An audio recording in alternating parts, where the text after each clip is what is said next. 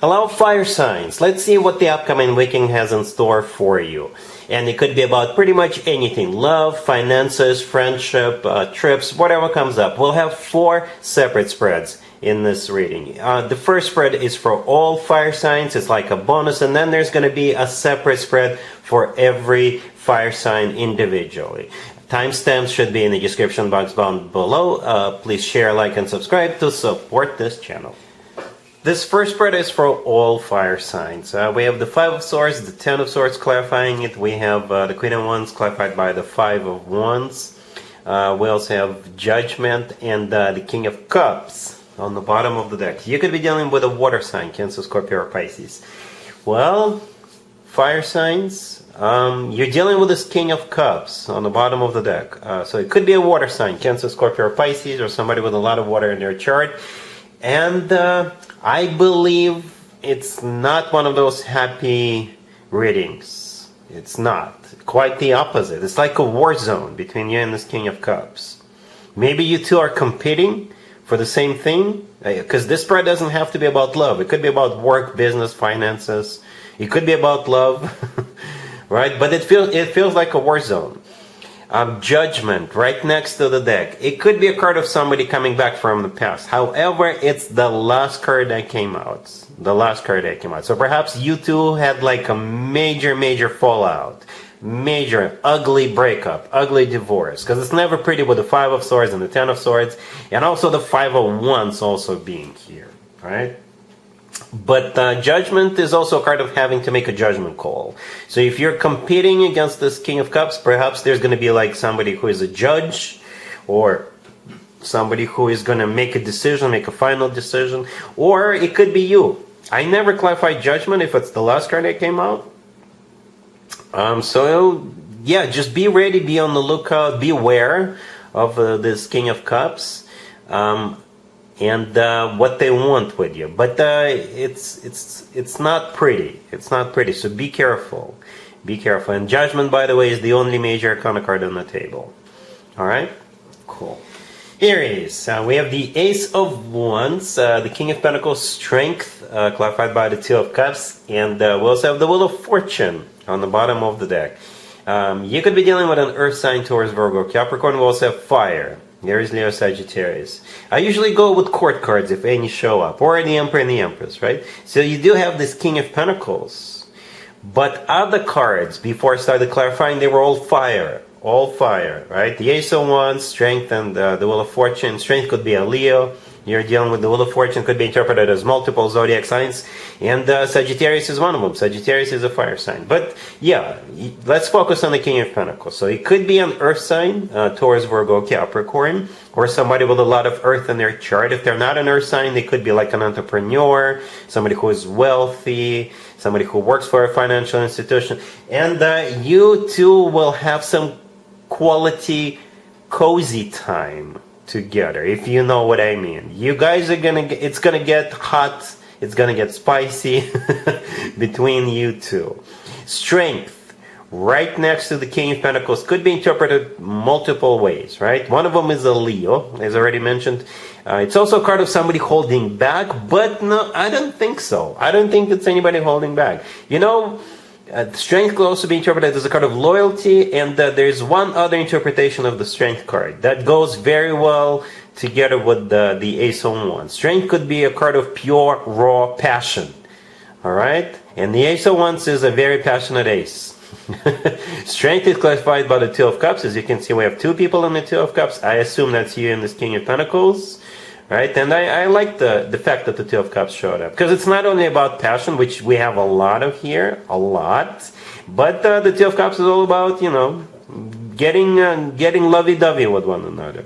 The Wheel of Fortune on the bottom of the deck. You may actually go somewhere together with this person. Or it's simply a start of a cycle between you two. Between you and this King of Pentacles. So yeah, a very interesting weekend. It's you and this King of Pentacles getting something started. Alright? Cool. Leo, we have Temperance, clarified by the Ace of Cups. We have the Wheel of Fortune. We have the Sun, clarified by the 10 of Cups. And we also have the 6 of Wands on the bottom of the deck. You could be dealing with a Sagittarius, or any zodiac sign. I really, really like this, Leo. I really, really do. For you. It feels like patience is about to pay off. For some of you, Leo, you could be dealing with somebody from the past. I know, you keep telling me you never take anybody back, but I respectfully disagree. I have seen exceptions. Yes, for the most part, you don't take anybody back, but I have seen exceptions. I really have. In tarot and in real life. Okay, so perhaps for very, very few of you, you're reconciling with somebody. Okay, but I think for the vast majority of you, it's like like I said in the beginning, your patience is paying off. I don't know if you've been waiting or anticipating for this particular person or for a love entering your life in general, or it could be the other way around. But at the end of the day, you'll be happy as a clam. You know, it's going to be like the happiest thing that ever happened to you. All right, let's go over it real quick. The first three cards that came out were all major arcana cards, right? Temperance, the Wheel of Fortune, the Sun, all major arcana cards. The Sun, by the way, is your major arcana card. That's you. And besides that, it's the happiest card in the deck. But going back to Temperance. Temperance could be a card of healing, reconciling, burying the hatchet, getting back together, balancing things out. But at the same time, it is a card of patience. Patience, all right? The Ace of Cups, clarifying it, is all about love, true, genuine, authentic love. So you do have love coming your way or coming back to you. The Wheel of Fortune, it's either a start or a restart of a cycle. Okay, and it's a very fortunate card, hence the word fortune in its name. All right, and on the bottom of the deck we have the Six of Wands, which is a card of victory and success. It's a card of feeling good about yourself, feeling good about what's going on. It's also a card of this card used to be called the marriage proposal card. For some of you, it's simply a marriage proposal. If you've been wondering if you're already with somebody and you've been wondering if they will ever propose to you, guess what? That's what it is. The Sun, clarified by the Ten of Cups. Yeah, that's you just being on top of the world, feeling on top of the world, right? Because if we forget for a second the Sun is one of your major arcana cards, if we forget it, then the Sun is simply the happiest card in the deck, and the Ten of Cups, clarifying it, is often referred to as the happily ever after card. So you got the happiest card in the deck and the happily ever after card. And those two are the last two cards, Leo. So this looks awesome. All right? Cool. Sagittarius, we have the Eight of Swords, we have the Nine of Pentacles, clarified by the High Priestess, we have the Eight of Cups, clarified by the Ace of Swords, and we also have the World on the bottom of the deck.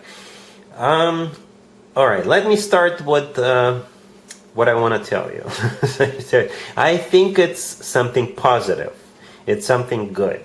But it's like you're realizing that something has ran its course. It's time for you to go. It's time for you to leave. It's time for you to say goodbye. But I think you've got something new right around the corner for you. For some of you, it could simply be you retiring. I don't know what age you are, how you're doing financially, what your situation is. For some of you, you're like, you know what? I think it's time for me to retire. All right? For others of you, it could be about a living situation. It could be about something else. But at the end of the day, I think you're deciding to leave. And it's like you're leaving, but at the same time, you're still glowing up, right? You're leaving, but at the same time, people still have a lot of respect for you and admiration.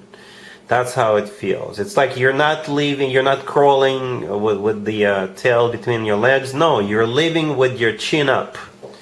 All right? I hope that makes sense. You know, it's like you still have your dignity, you know.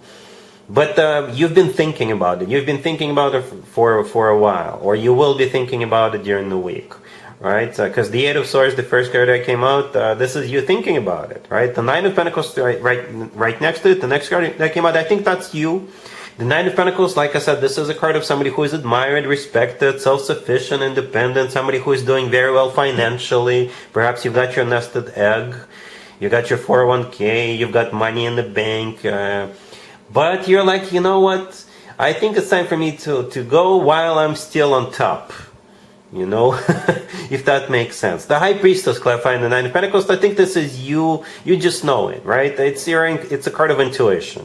The World on the bottom of the deck is a card of an ending. This is when things end. But I always interpret the World as a happy end card. Happy.